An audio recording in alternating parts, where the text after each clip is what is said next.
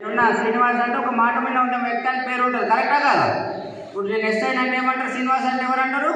SI అంటారు. Judge ఉంటే judge అంటారు. మాట లేని వ్యక్తి ఉంటే దొంగ అంటారు, కరెక్టా కాదా? కాబట్టి మాట ఒడగొట్టుకోకుండా అప్పులు ఇచ్చేటోళ్ళకి ముందే చెప్తుంటా, అన్న ఈ టైం కాదు ఈ టైంకి ఇస్తాను. అట్లా చేసుకొని ఈరోజు ఇట్లా చేసిన. చేయొచ్చా? చేయొచ్చా? ఉన్న దాంట్లో చదువుకోవాలి, ఎవరికి బాధలు చెప్పొద్దు. అట్లా బిజినెస్ స్టార్ట్ చేసినాం. చేయొచ్చా? అప్పుడే అయిపోయింది అన్నట్టు. నా టైం అయిపోయిందంట. మరి మాట్లాడాలా అయిపోవాలా? ఏమైపోలేదు జోక్ లేదు.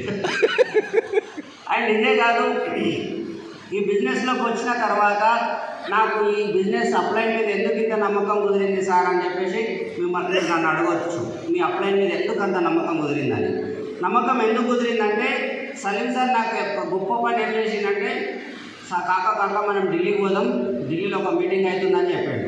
నేను ఆయనకి ఏం చెప్పినా తెలుసా, నాకు ప్రెస్టీజ్ మొత్తం అర్థమైపోయింది, ఏ టు జెడ్ నేను చేస్తా, నాకు అంత అర్థమైపోయింది. ఢిల్లీ దాకా అవసరం లేదు, ఢిల్లీ దాకా అవసరం లేదు.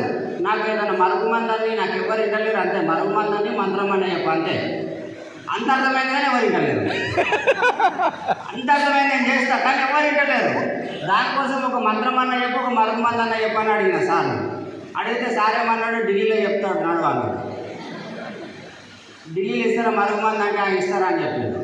ఇస్తారని చెప్తే నాకు నేను అనుకున్నా ఒక 10 కిలోలు తెచ్చుకుంటా అప్పులు ఎవరు కనబడతాను ఢిల్లీలో వేయాలి. మాత్రం చెప్తే మాత్రం చూసుకో అంటే జైలు కావాలి అని చెప్పేసి ఢిల్లీ పోయినాం. ఆయన ఇస్తారంటాడు. పోయినాక అర్థమైంది, వెస్టీజ్లో అక్కడికి వెళ్ళినాక అర్థమైంది నాకన్నా ఎక్కువ బాధలు ఉన్న వాళ్ళు చేస్తున్నారు.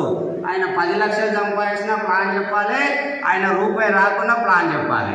నాకు అర్థమైంది. ఆయనకు ప్లాన్ చెప్పి ప్రోడక్ట్ ఇచ్చి మీటింగ్ తీసుకొస్తే నేను సక్సెస్ అవుతాను. నాకు ఢిల్లీలో నేర్చుకొచ్చుకున్నాను. అర్థమైందా? వెస్టీజ్ ఏముండదు, ప్లాన్ చెప్పాలి, ప్రోడక్ట్ ఇవ్వాలి, మీటింగ్ తీసుకురావాలి. ప్లాన్ చెప్పాలి, ప్రోడక్ట్ ఇవ్వాలి, మీటింగ్ తీసుకురావాలి. ప్లాన్ చెప్పాలి, ప్రోడక్ట్ ఇవ్వాలి, మీటింగ్ తీసుకురావాలి. దీనికంటే ముందు ఒక విషయాన్ని పక్కన పెట్టాలి. ఏంటిదంటే మొహమాటం. ఈయన చెప్తే ఏమనుకుంటాడు, ఆయనకి చెప్తే ఏమనుకుంటాడు, ఆయనకి చెప్తే ఏమనుకుంటాడు, అరే ఈయన కలెక్టర్ కదా, ఈయన లాయర్ కదా, ఈయన పోలీస్ కదా, ఈయన డ్రైవర్ కదా, అట్లా ఏమనుకుంటారో అని ఎప్పుడూ అనుకోవద్దు. నాదే ఆలోచించండి.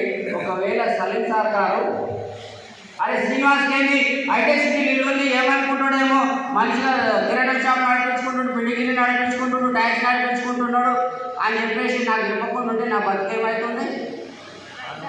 పెద్ద మనుషులు అంటే ఎంత షెట్టుకి ఎవరి పర్సన్లో వాళ్ళు ఉన్నారు. కాబట్టి నేను డిసైడ్ అయినా ఏమనుకుంటారో కాదు ఏమైపోతారో అని చెప్పడం స్టార్ట్ చేస్తాను. అర్థమవుతుందా? ఏమనుకుంటారో కాదు ఏమైపోతారు. అనండి నాతో పాటు, ఏమనుకుంటారో కాదు ఏమైపోతారో. నాకు ఇంకొకటి, వెస్టీజ్ బిజినెస్ చాలా ఈజీ అనిపిస్తుంది. ఎందుకంటే